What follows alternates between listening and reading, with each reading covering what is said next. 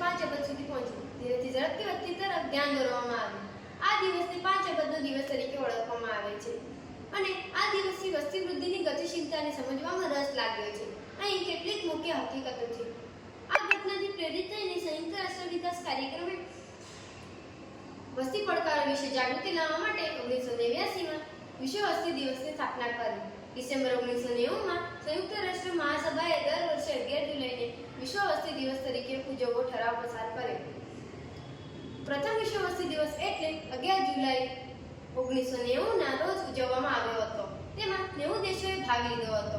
સતત બેકાબૂ થઈ રહેલી વસ્તી દેશ માટે મુશ્કેલીનું કારણ છે.